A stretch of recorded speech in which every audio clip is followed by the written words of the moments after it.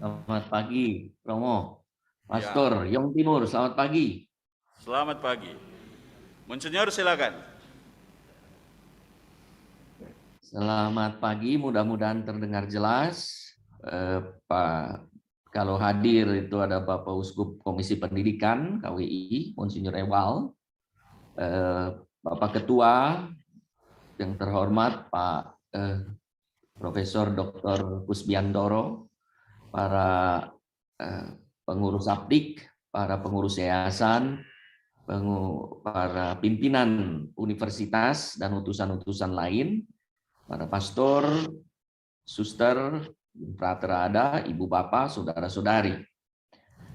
Saya diminta oleh Pak Kus dalam waktu berapa menit? 30 menit, 30 menit kurang lebih, itu berbicara soal tantangan hidup. Saya kalau ini saya sharingkan layar, kalau nanti suara tidak jelas saya matikan ya. Karena ini media.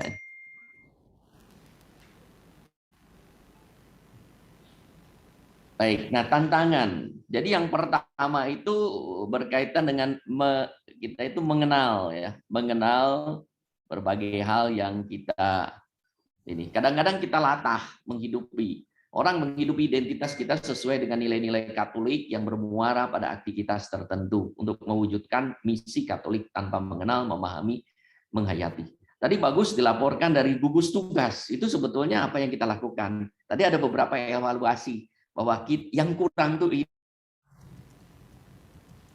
ya, itu yang paling konkret, nyata, bukan dari konsep, tetapi dari pengalaman, dari sharing, dari universitas-universitas, apa yang dilaporkan tadi, 4 hal yang harus dilakukan.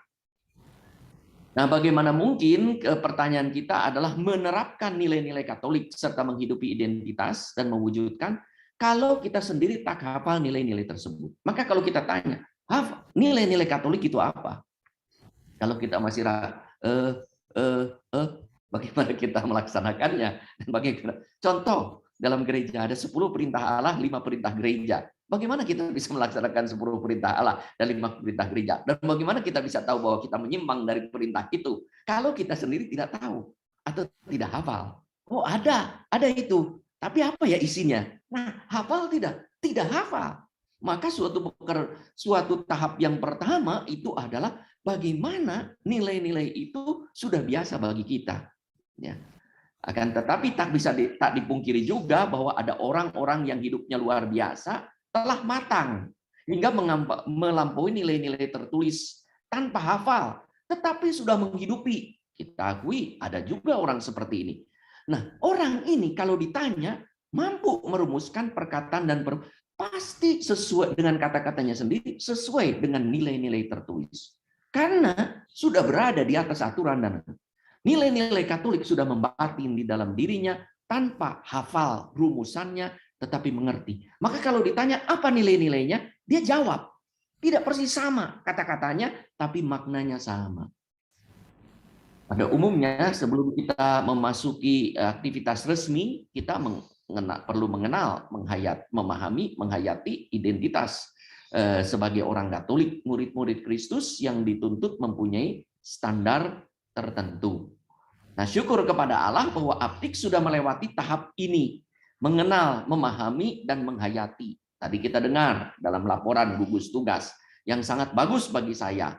Hingga mudah-mudahan nilai Katolik itu bisa dipahami. Hanya sebagai untuk mereview saja sebagaimana kita ketahui di dalam dokumen-dokumen gereja, Gravissimo Educationis, lalu Ex Corde, Veritatis Gaudium,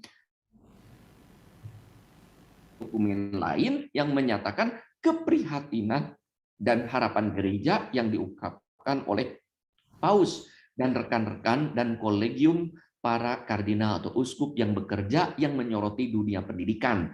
Di antaranya bagaimana pendidikan Kristiani juga sungguh menjadi rumah dialog bagi kita. Maka secara singkat Universitas Katolik ini tadi sudah diungkapkan nilai-nilainya, hanya Ex Corde Ecclesia EC, maaf di dalam EC itu nomor 13 Ex Corde Ecclesia ada inspirasi Kristiani. Lalu ada terus-menerus refleksinya itu dalam terang iman. Lalu kesetiaan terhadap perwartaan Injil, Kristiani, dan komitmen untuk melayani gereja dan masyarakat. Ditambah lagi, perguruan tinggi menjadi komunitas dialog dan pendidikan kemanusiaan. Maka ada berbagai keprihatinan yang harus dimasukkan oleh kita ke dalam dunia. Misalnya, keprihatinan berkaitan ekologis. Kebetulan saya menjadi ketua Faith Formation dan Faith di komisi di FEBC, dan ini yang dibicarakan ini adalah soal juga bagaimana lembaga-lembaga pendidikan tetap diingatkan untuk mempunyai tugas mulia sebagai bagian dari komunitas yang mewartakan Injil secara eksplisit kepada generasi muda, dan bagaimana juga Laudato Si diterapkan di sana. Jadi katekese, walaupun tidak eksplisit namanya katekese, terjadi kepada di lingkungan pendidikan kita. Untuk itu, maka pertanyaannya, hafalkan dahulu nilai-nilai agar kita paham betul, baru kita menghayati dan menerapi. Dan ini juga kiranya merupakan ajakan bagaimana nilai-nilai Katolik itu, kalau kita sudah hafal, menjadi karakter kita. Ya. Kalau kita bangun tidur, ditanya langsung jawab dan langsung bertindak. Kalau kita latah menjawab, kan kadang-kadang aduh dulu gitu ya, oh my God gitu ya, atau latah, atau ada binatang gitu ya keluar dari latah kita, atau kata-kata yang kotor keluar dari latah kita. Nah, nilai-nilai Katolik itu harus latah keluar dari kita, baru kita bisa sungguh menghayati dan menerapkan. Kalau tidak, setelah acara disimpan nilai-nilai Katolik itu di meja kerja atau di rak buku kita. Maka bagaimana nilai-nilai Katolik itu akhirnya bisa menjadi karakter dan habitus kita. Kita diingatkan oleh Thomas Likun sebagai karakter sintesis, knowing the good, loving the good, doing the good. Bagaimana kita itu knowing Christian values, loving Christian values, maka doing Christian values. Kalau ini terus-menerus dilakukan, maka menjadi struktur kebiasaan hidup kita. Dan itulah yang oleh Pierre Bourdieu menjadi disebut sebagai habitus. Ya, habitus kita. Maka karakter dan habitus Katolik itulah yang menjadi tantangan aktif saat ini, berhadapan dengan tantangan. Ada dua, saya rumuskan di sini saja. Ada tantangan dan ada godaan. Tantangan itu lebih membuat kita maju. Bisa juga kita terpuruk kalau tidak menanggapi tantangan ini. Tapi godaan yang seringkali tidak kita bahas, itu justru lebih berbahaya karena berasal dari iblis. Kenapa? Universitas ini, pendidikan Katolik ini adalah bagian dari karya gereja. Iblis menyerang gereja dan karya-karyanya yang diantaranya adalah pendidikan tinggi. Jadi tantangan bisa menjadi kesempatan kita untuk makin kreatif dan produktif karena memahami ya sebagai disrupsi yang memancing kita makin kreatif. Sedangkan godaan bisa menjadikan kita makin matang dalam identitas dan aktivitas kita. Tapi di lain pihak, tantangan juga bisa menjadi kemerosotan dan kejatuhan ketika kita tidak menanggapi. Sedangkan godaan bisa menjadikan kita itu makin terpuruk jauh dari aktivitas, melakukan penyimpangan, sekalipun mungkin berhasil di mata dunia dan banyak orang bangga, tetapi kebanggaan yang semu yang tidak diharapkan oleh gereja dunia. Maka itu juga tadi dalam gugus tugas disampaikan beberapa ini ya, bagaimana kita menjaga nilai-nilai Katolik ini. Maka sekarang ada dua bagian, satu tantangan. Tantangan ini saudara-saudari sudah tahu banyak. Maka sebetulnya tidak perlu dibahas, tapi saya menyebutkan beberapa hal. Ada banyak kebajuan yang menjadi saingan, yang mengancam atau dorongan yang menyemangati. VUCA tadi disebutkan, lalu MOOC ya oleh Pak Kus, sering juga judi, dunia usaha dan dunia industri yang ternyata lebih diminati. Lalu orang ini sekarang sekolah itu untuk apa? Untuk hidup Apa yang disebut dengan hidup oleh generasi sekarang itu, generasi muda? Hidup banyak uang, hidup sejahtera secara material, apakah perlu sekolah, pendidikan tinggi? Apakah perlu hadir ataukah ikut massive online open course saja, atau terlibat dalam dunia usaha dan dunia industri, ikut orang tuanya, ikut rekan kerjanya tanpa harus sekolah tinggi-tinggi? Samping itu tantangan yang luar biasa itu muncul dengan adanya tantangan baru Crazy Rich. Ya. Gimana sekolah ini? Orang bisa sekolah luar biasa mempersiapkan ujian, tapi lihat orang-orang muda ya yang memiliki penghasilan dan kekayaan luar biasa tanpa jerih payah yang cukup, yang dilakukannya cukup menggenggam handphone untuk bisa terlibat dengan afiliator, misalnya binary option yang merupakan trading online. Cara kerjanya dengan ya, mengharuskan trader memprediksi dan menebak harga aset dengan bergerak naik atau turun dalam jam. Jadi hanya begitu, ya, menjadi bisa kaya mendadak. Lalu dengan adanya tayangan TikTok lewat YouTube, kehidupan jet set yang luar biasa. Bagaimana anak muda tidak tergiur? Untuk itulah banyak orang ikut terlibat ingin seperti hidup orang itu, ya. Maka baru-baru ini ya kita mendengar di dalam berita yang sedang diselidiki ini ada Indra Kents dengan Binomo, ada Doni Salmanan dengan Quotex. Lalu apa yang akan terjadi? Ya, anak-anak muda ingin menjadi crazy rich, yang bisa memberikan saweran 1 miliar, yang bisa memberikan dana luar biasa. Penghasilannya berapa? Sedangkan hasil dari sekolah apa? Lalu apa tujuan kita? Makna hidup yang membahagiakan.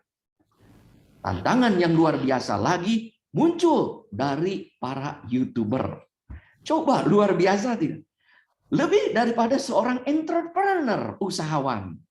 Lahirlah YouTuber kaya dengan penghasilan 64 sekian miliar. Bukan dalam setahun, dalam 1 bulan.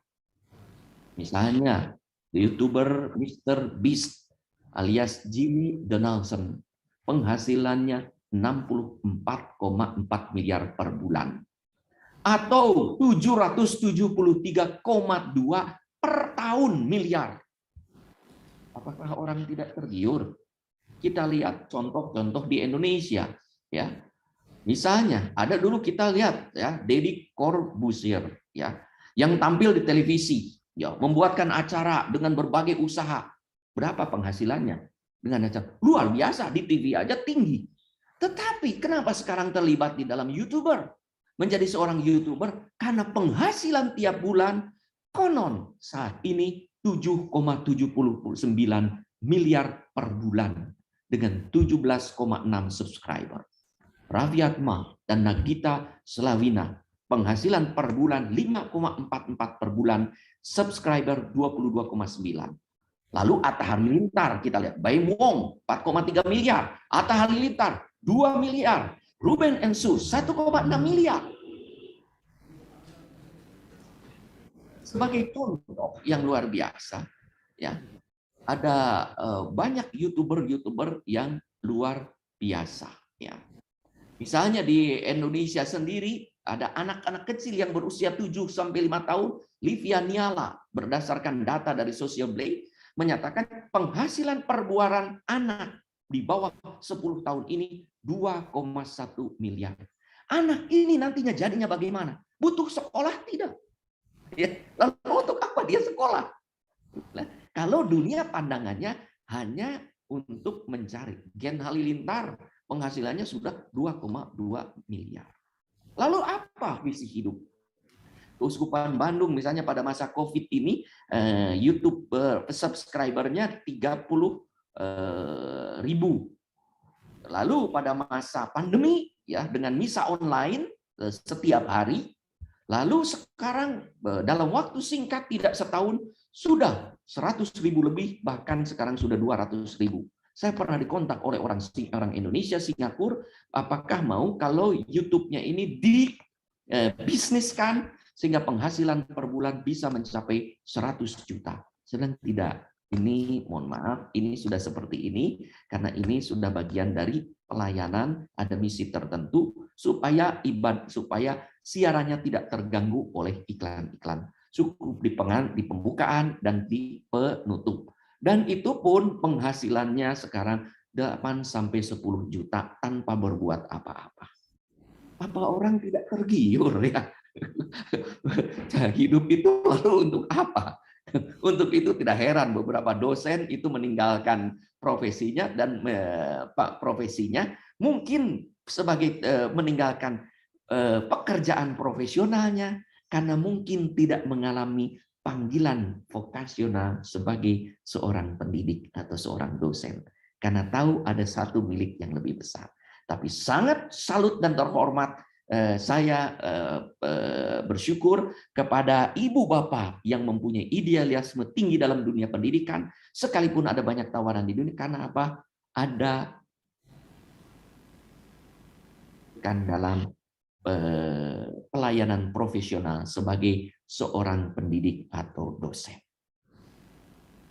Lalu bagaimana PT dan komunitas akademi? Bukan hanya untuk meningkatkan kemanusiaan, manusiawi, tetapi juga bagaimana meningkatkan kekristenan. Ini tantangannya sekarang. Ya, ada tantangan juga seperti COVID, ya, fundamental, terorisme, itu ada tantangan sendiri. Perang, ada juga tantangan sendiri yang membuat kita harus berbuat apa. Maka diingatkan oleh Paulus, hendaklah kita sempurna kedapatan roh, jiwa, dan tubuhmu. Maka hidup kita itu bukan hanya badan. Maka kalau yang dikejar hanya badan, kesejahteraan badan, itulah yang akan terjadi. Yang daripada tanpa sekolah, orang-orang tanpa peduli dari dunia pendidikan, orang-orang akan mendapat penghasilan yang sangat tinggi dan hidup dalam jet set. Dan ternyata beberapa crazy rich sekarang sedang dijadikan tersangka, ya, untuk dan asetnya sekarang konon disita dan konon dimiskinkan. Dan ini juga menjadi suatu tanda bagi orang muda, hati-hati bahwa ternyata apa yang dijalankan oleh dunia pendidikan ternyata juga ternyata memang itulah yang harus kita laksanakan. Bukan hanya badan, tapi roh dan jiwa. Dan itulah orang pendidikan Katolik, jiwa dan badan. Di Gaudete Exsultate, Paulus mengajarkan, mari kita lakukan bagaimana pendidikan ini menjadi jalan kekudusan. Ditantang menjadi komunitas kekudusan di zaman sekarang. Nah, ini godaan sekarang. Nah, yang lebih parah saya menurut inspirasinya Injil Lukas, saya tidak bacakan ini. Nah, di padang gurun diibaratkan bahwa Aptik ini berada juga di padang gurun, ya. Padang gurun cobaan-cobaan ini, ya. Jadi saya ingin menguraikan godaan yang jauh lebih penting sebetulnya, lebih berbahaya juga, hingga PT Aptik bukan hanya molosot, bahkan bisa hancur, tutup, tetapi bisa sekaligus berkembang bahkan menjadi menara Babel yang justru berbahaya karena gagal mengatasi godaan iblis yang muncul dalam bentuk macam-macam bentuk menggoda Aptik. Dalam Injil dikisahkan tentang perjalanan Yesus di padang gurun yang dipuasa. Nah, di padang gurun dunia sekarang, dunia modern, Aptik berada di situ, di padang gurun yang digoda oleh iblis. Ada 3 tingkat godaan. Yang pertama itu saya sebutnya adalah godaan tingkat material. Nafsu dan naluri untuk memiliki yang berkaitan dengan berbagai hal yang sangat berkaitan dengan badan untuk mengubah batu menjadi roti. Yesus yang setia kepada Allah mengalahkan godaan dengan berpegang teguh kepada sabda Allah. Itu hanya rumusan singkat, saya tidak jelaskan. Dan tingkat kedua saya sebutnya libido dominandi, itu pada tingkat sosial, nafsu dan dikaitkan dengan kekuasaan. Yesus digoda mendapat kekuasaan menyembah iblis, tapi Yesus menolaknya bahwa semua makhluk hanya menyembah Tuhan. Jadi bagaimana Aptik ini ya juga mencermati godaan-godaan. Yang ketiga adalah godaan libido adorandi, menyembah diri. Nafsu dan naluri dipuji dan disembah, maka nafsu ini menyingkirkan Tuhan. Ya. Nah, itulah jangan mencobai Tuhan Allahmu, kata Yesus, untuk mengatasi godaan.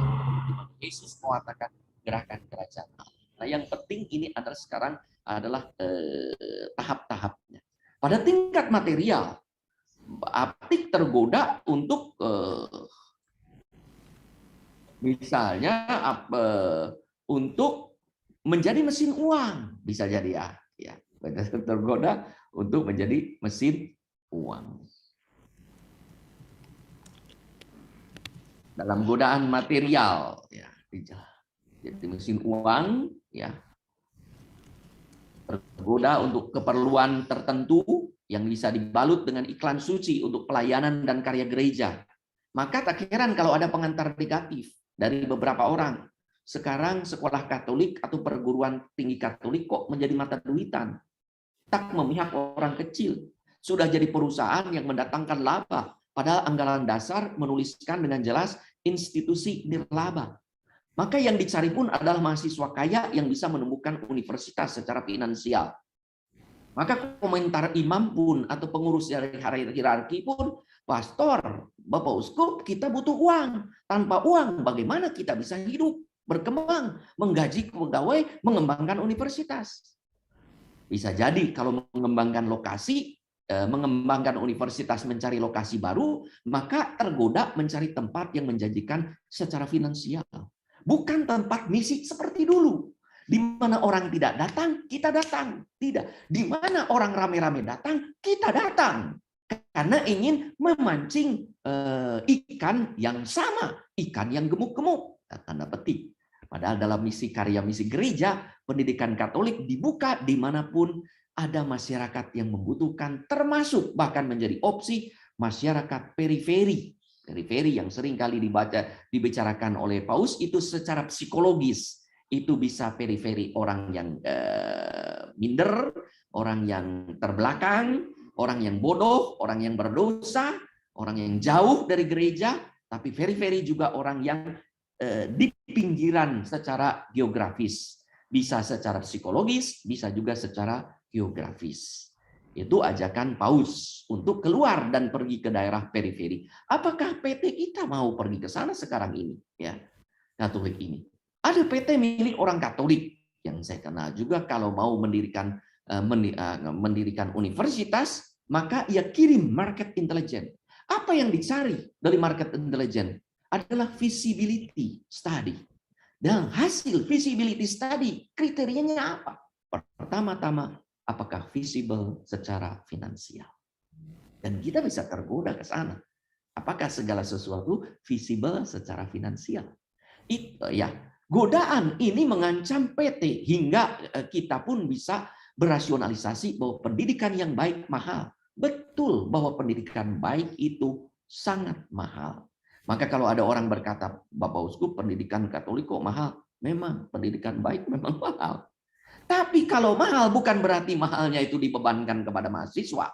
Bagaimana kita mencari orang-orang yang menopang. Di Jakarta ada ASA, Ayo Sekolah, ya, yang luar biasa. Sekarang ditularkan di Bandung dan mulai di Bandung sedang dibentuk dan dirangkai. Mudah-mudahan pada tahun ini atau tahun depan sudah terbentuk, ya. Ayo Sekolah, nanti Ayo Kuliah, ASA, ya. Lalu nanti ke Ayo Kerja. Ini gagasan yang baik. Jadi orang, karena yayasan dan sekolah perlu, makanya kita mencari. Keuskupan Bandung sekarang juga memberi beasiswa kepada anak-anak lebih dari 1,5 miliar setiap tahun. Untuk apa? Supaya yayasan hidup. Yayasan sekolah-sekolah dasar itu. Jadi dari yayasan-yayasan yang menunggak-nunggak diajukan ke keuskupan, lalu dengan ada dana khusus untuk pendidikan, lalu ditopang itu. Nah, bagaimana perguruan tinggi juga mencari ini, ya. Maka di luar negeri universitas terkemuka itu luar seperti Leuven. Saya kuliah di Leuven dulu sangat murah.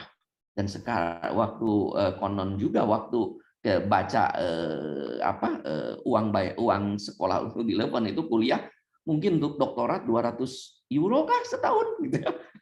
Lalu yang lain apa? Ditopang oleh trustee, ya.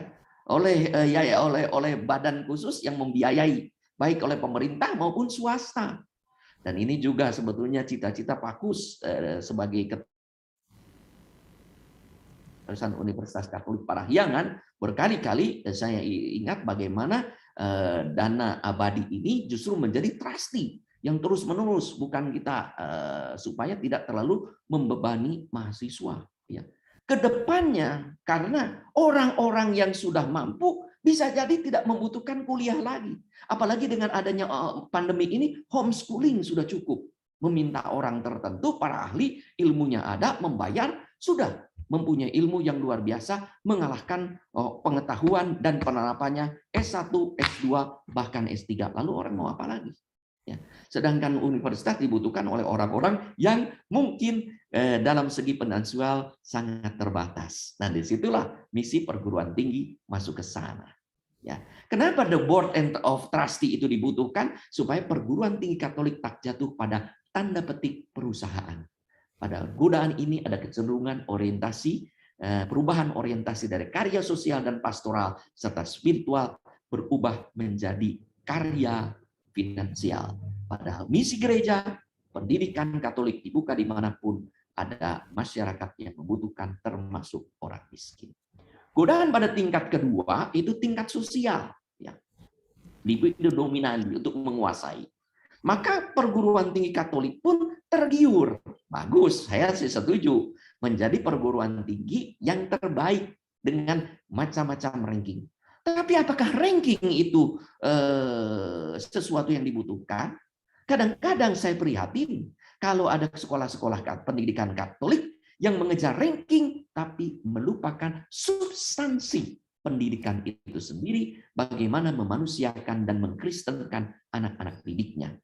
Ya, bisa jadi ya masuk ke Muri, wah yang pertama bagus, saya senang.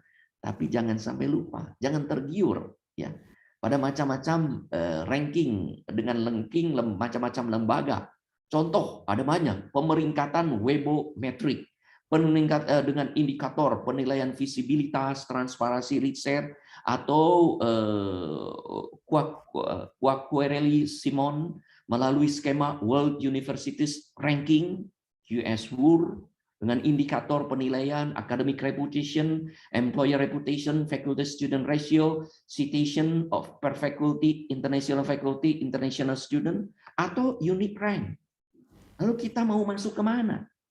Belum lagi kalau kita lihat ada banyak tuntutan lembaga akreditasi nasional dari pemerintah sendiri ataupun dari lembaga non pemerintah sampai akreditasi lain. Tak heran ada banyak waktu dan energi dicurahkan untuk memenuhi administrasi agar mendapat ranking terbaik. Hal ini tentunya tidak salah, akan tetapi kalau PT banyak diarahkan untuk menjadi yang terbaik secara administratif, sebagaimana pandangan dunia, bahkan ditaruh di website, ditaruh di spanduk, diumumkan, perlu dikonfrontasikan dengan harapan gereja. Apakah perguruan tinggi yang berranking menurut dunia ini telah menjadi lembaga pendidikan Katolik terbaik juga, di ranking juga yang menjadi sarana pewartaan Injil dan kerajaan Allah, sarana keselamatan yang untuk itulah perguruan tinggi Katolik didirikan. Maka godaan berikutnya adalah menjadi lembaga eksklusif yang hanya menerima mahasiswa dan saringan penmasuk yang tinggi, hingga orang biasa tidak bisa menjadi luar biasa di perguruan tersebut. Yang terjadi adalah bisa terjadi bahwa perguruan tinggi menjadi kumpulan orang-orang yang sudah luar biasa. Jadi orang-orang hebat, kursus yang masuknya juga sudah hebat. Jadi ya prosesnya pasti baik. Ya, justru kita itu tertantang masuknya kurang baik, diproses lewat pendidikan Katolik, jadinya baik. Dari dulu tuh begitu pendidikan Katolik, menerima siapa saja. Lihat tokoh-tokoh sekarang yang merasa bersyukur karena pernah sekolah di Katolik, baik Katolik maupun non Katolik. Kenapa? Dulunya dari asal keluarga sederhana dengan gizi yang pas-pasan, dengan pikiran juga yang tidak terlalu cemerlang, sekarang menjadi para tokoh masyarakat, tokoh bangsa, tokoh gereja. Karena apa? Pendidikan Katolik. Karena itu, maka di situ disebut pendidikan Katolik yang luar biasa. dengan bahasa Ketua Apik yang sering disampaikan kepada saya dalam sharing-sharing dan diskusi dengan saya dalam tulisan, bagaimana PT Apik ini tidak terbius untuk hanya fokus mengejar ranking dan sejenisnya, dan tidak tergoda untuk melakukan bentuk marketing yang kurang, tidak sesuai dengan nilai-nilai Katolik dan lain sebagainya, yang pada gilirannya dengan fokus terbatas pada ajaran gereja yang cenderung terlupakan. Kita bersyukur bahwa Pak Kus dari dulu ya selalu menyadari hal ini dan mengingatkan para organ yayasan yang lain, dan sekarang bersyukur ada di Apik dan semangat untuk terus mengingatkan godaan-godaan yang berbahaya. Maka kadang-kadang dilupakan itu, Pak, jangan heran, karena ini yang godaan ini seringkali dilupakan, yang tantangan yang banyak diurus oleh kita ini. Padahal yang berbahaya ini godaan. Secara tidak sadar sekarang ini godaan ini, Pak, yang membuat kita sekarang kalau gelagapan menghadapi tantangan itu, kalau kita sudah tergoda tantangan, bisa kita sepertinya berjaya tapi lemah luar biasa, hanya kuat padahal tak berdaya. Lalu pada lembaga didirikan untuk mendidik semua orang ya, terutama semua. Nah, sekarang godaan terakhir. Ya, hampir selesai ini ya, mudah-mudahan. Nah, godaan tingkat spiritual PT ya, perguruan tinggi Katolik bisa mengikuti arus dunia dengan berbagai alasan yang tampak baik hingga membuat bisa deviasi dari visi dan misi luhur pendiri. Maka tak heran misi dan misi dirubah. Padahal misi dan pendiri sama, caranya yang berubah. Untuk itulah dalam pendidikan tinggi Katolik perlu kedudukan dan fungsi hierarki untuk selalu mengingatkan visi misi spiritual dari PT Katolik. Sayangnya kalau ternyata hierarki atau rohaniwan, biarawan, biarawati yang ada di universitas dan di organ yayasan melupakan ini juga dan jatuh juga dalam godaan spiritual, malah fokus pada tantangan, sayang juga. Lalu orang bilang, apa bedanya awam dan hierarki? Apa bedanya dengan kami semua? Kalau pikiran, bahkan sayang sekali kalau ada, syukur kepada Allah tidak ada gitu ya. Kalau ada, ternyata justru awam yang mengingatkan pastor, suster, ini yang harus kita lakukan, bukankah ajaran gereja? Oh, betul ya. Nah, itulah kita bersyukur ya. Dan makanya saya harus kembali bersyukur kepada Pak Kus selama perjalanan ini. Maka Pak Kus minta pensiun kepada saya, tidak pernah saya kasih pensiun itu. Karena itu ya, karena ini yang seorang awam yang menjaga nilai-nilai Katoliknya itu gitu ya. Kadang-kadang mengingatkan justru para rohaniwan gitu ya. Akan ini loh ada nilai-nilai ini. Nah, kita juga kadang-kadang terbius. Ya, bisa. Nah, hierarki terbius. Tadi diingatkan lewat gugus tugas itu bagus sekali ya. Yang diungkapkan itu boleh dibaca lagi apa yang disampaikan oleh Pastor Dr. Yong Timur tadi sebagai suatu bagus ya. Maka untuk itu syukur kepada Allah, Apik ini menjaga identitas. Ya, karena selama ini saya lihat ya, yang apalagi dengar tadi bagus, hanya ada kekurangan yang harus ditingkatkan. Maka misalnya ada spiritualitas dan identitas Ignatian di Sanata Dharma. Saya salut, ada orang khusus, direkturnya, seorang pastor Yesuit yang diminta untuk menjaga identitas ini. Lengkap dengan kantornya. Mungkin Sanata Dharma bisa men-sharingkan. Yang saya tahu Sanata Dharma, mudah-mudahan universitas-universitas pun lain. Yang saya tahu Sanata Dharma, kenapa? Karena sangat kuat pengaruhnya itu dan ditanamkan pada alumninya. Saya bertemu dengan para alumninya dan berkata tentang spiritualitas Ignatian yang ditanamkan selama mereka mengenyam dunia pendidikan di Sanata Dharma. Ya. Lalu di Universitas Katolik ada Sindu, ya, yaitu yang disebut dengan nilai spiritualitas dan nilai-nilai dasar Universitas Katolik Parahyangan. Ini didengung-dengungkan baru. Tapi belum ada direkturnya. Ya. Tadi kan diusulkan ada ada direktur dari lembaga humaniora. Tadi diusulkan untuk kampus ministry, ya. Nah, ini juga yang memang harus dipikirkan lebih lanjut, dan ini yang menjaga itu ya. Tentu perguruan tinggi lain pun memiliki fondasi dan non-universitas spiritualnya lain. Godaannya ini yang paling berbahaya, ini tingkat ketiga sebetulnya. Godaan tingkat material itu berkaitan dengan materi. Efeknya tidak terlalu besar. Tapi godaan tingkat ke sosial itu efeknya besar, pengaruh pada godaan yang paling besar, efek pada tingkat spiritual.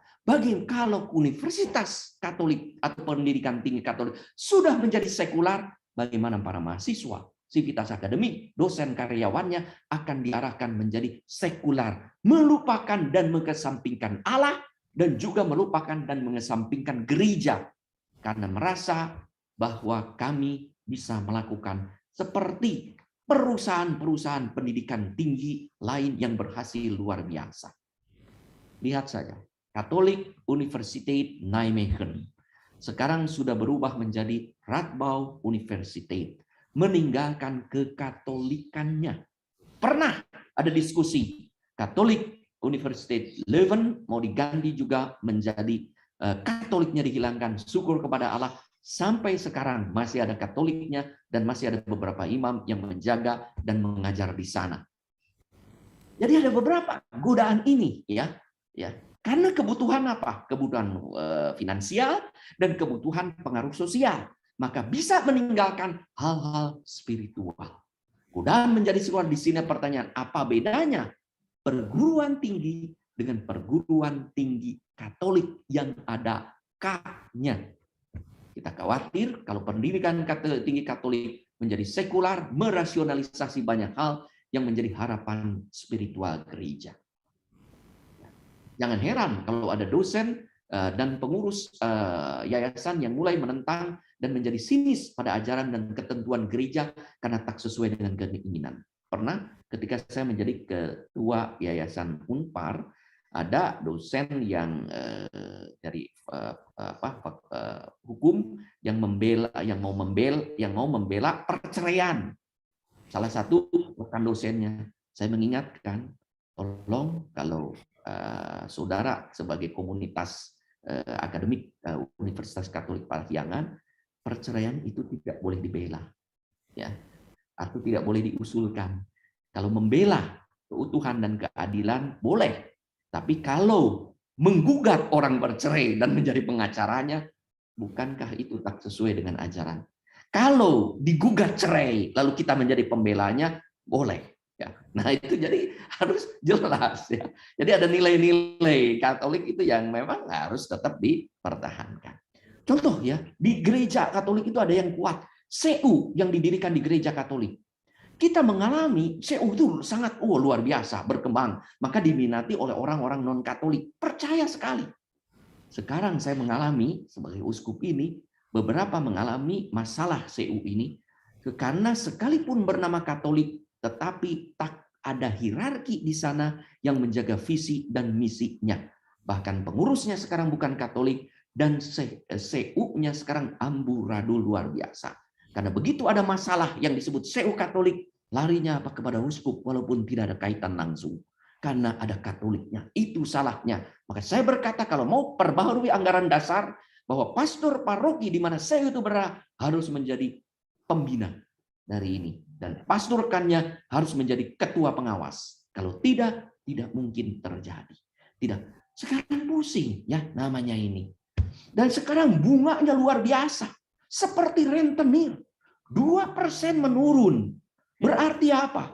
24% menurun yang disebut dengan CU Katolik.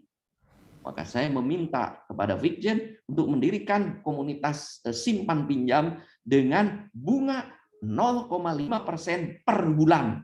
Maksimal 6 bulan. Sudah berjalan sekarang berdiri dan makin berkembang. Dan itu terjadi untuk membantu orang-orang kecil. Ya. Karena kalau tidak, berbahaya sekali. Bahkan saya mengusulkan untuk 0,4%, tetapi belum sanggup mereka. Bapak Uskup ini 2,5 juga sudah, tapi berkembang, ya. Anggotanya berkembang, asetnya berkembang, dan tetap sekarang dijaga dengan 0,5%. Ya. Sedangkan kredit berapa persen? Jangan sampai CU Katolik itu menjadi lebih besar daripada kredit di bank. Nah, ini adalah satu contoh analogi bagaimana apa yang disebut dengan lembaga Katolik bisa jatuh. Ya, syukur kepada Allah dari Pastor Dr. Yong Timur, MSc, bahwa peranan universitas mengingatkan belum secara eksplisit semua yayasan itu eksplisit Katolik, dan bagaimana tata Katoliknya mesti Katolik style. Apa yang disebut dengan Katolik style? Nah, itu bagus sekali tadi dirumuskan. Harusnya lalu tidak dibatasi pada kampus ministry, mungkin pada spiritual ministry.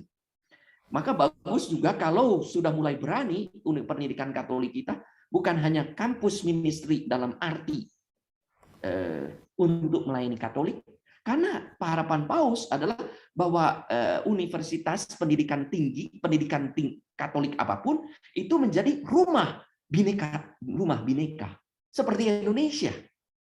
Maka bisa jadi kalau udah mulai berani, kampus ministry itu terdiri dari para tokoh agama, para pemuka agama dari berbagai agama dalam satu kampus ministry yang dipimpin oleh seorang imam. Luar biasa ya. Ada tokoh Islamnya, ada tokoh Kristennya, terlibat bersama-sama membicarakan tentang spiritualitas iman mereka masing-masing. Kembali dengan bahasa Pakus, ya. Saya menggunakan, mohon maaf, Pakus meminjam bagaimana perguruan tinggi Katolik justru mampu memanfaatkan ajaran gereja sebagai unggulan perguruan tinggi Katolik. Misalnya pembelajaran lintas bidang, dialog ilmu moral, tridharma, ya, ex corde, lalu laudato si, fratelli tutti, ya. Dengan begitu tak pernah sekolah perguruan tinggi Katolik padam rohnya, tak kehilangan, bahasa saya, urapan Roh Kudusnya, tak kehilangan Roh Kudusnya. Kalau Universitas Katolik kehilangan katolikannya, dengan apa lagi harus dikatolikan? Ya, bingung.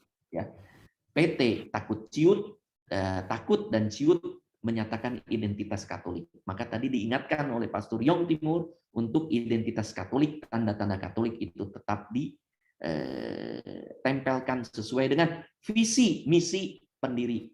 Kalau Universitas Katolik sejak awal pendiri mengatakan di ruangan tidak perlu ada salib, maksudnya apa? Pasti ada maksudnya. Supaya bukan berarti bahwa kita tidak menginginkan, maka dari itu harus diatasi tanda-tanda itu dengan tanda-tanda lain. Maksud dari pendiri supaya komunitas ini bineka, jauh pikirannya, sudah terjadi sekarang. Kalau tidak terjadi fundamentalisme, terorisme terjadi di universitas juga. Maka yang dibutuhkan adalah mencermati apa yang dipikirkan oleh para pembina. Penutup. Mari anggota Aptik berjalan bersama ya dalam kerangka itu ya. Berjalan bersama menghadapi tantangan dan godaan, semoga Aptik makin bahu membahu. Mimpinya bahu-membahu maju bersama. Sekarang ya kalau kita lihat di dunia bisnis itu ada perusahaan salah satu dunia bisnis yang maju itu kan perusahaan penerbangan sebelum pandemi ini yang luar biasa itu perusahaan penerbangan. Perusahaan penerbangan itu kan macam-macam, ada yang besar dan yang kecil. Perusahaan penerbangan yang besar dan kecil itu juga membentuk alliance yang luar biasa, yang merangkul yang kecil sehingga menjadi besar, yang besar menjadi makin besar. Misalnya saja perusahaan, misalnya ada kelompok yang disebut dengan Star Alliance, didirikan pada tahun 97. Nah, di dalamnya ada Air India, tetapi di dalamnya ada Brussels Airlines yang tidak terlalu besar, tetapi ada Singapore Airlines yang luar biasa. Ada United Airlines, ada Turkey, ada Air Thai. Jadi bahu-membahu menjadi alliance yang saling mendukung. Dan yang kecil itu memantapkan yang besar mengangkat yang kecil. Maka standarnya pun naik. Sehingga perusahaan penerbangan yang kecil diterima di negara Eropa lain yang tanpa masuk itu tidak akan diterima. Contoh yang mudah, ada banyak saya contoh tentang ini. Contoh lain itu adalah misalnya ada juga One World, ya, itu dengan kelompok British Airlines. Tapi kelompok yang masuknya itu adalah SkyTeam. Garuda masuk SkyTeam. Garuda ini masuk SkyTeam baru-baru, ya, belum 10 tahun masuk. Garuda terus dipush oleh SkyTeam supaya bisa masuk dengan kriteria-kriteria. Sehingga sekarang Garuda bisa masuk Eropa lagi. Karena masuk SkyTeam. Di sana ada Kenya Airlines juga. Ada juga Czech Airlines. Ya. Ada perusahaan besar, French Airlines, karena tapi juga ada yang kecil, Tarom. Ya. Ada Vietnam. Belum lagi ada partner-partner yang lain.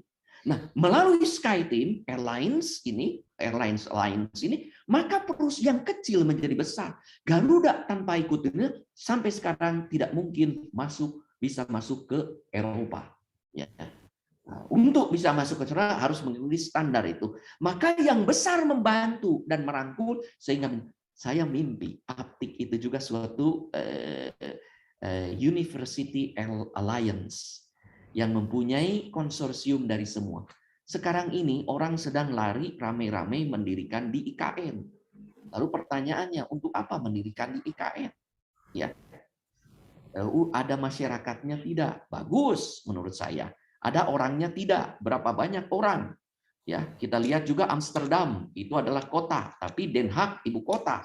Ternyata Amsterdam menjadi tetap lebih besar daripada Den Haag. Dari segi bisnis, dari segi dunia pendidikan, tapi menjadi kota administrasi. Bagaimana nanti dengan IKN?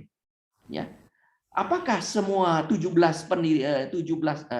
sekian banyak anggota Aptik ya ini mau semua mendirikan satu-satu di sana, ataukah ada suatu universitas yang disebut dengan Universitas Aptik?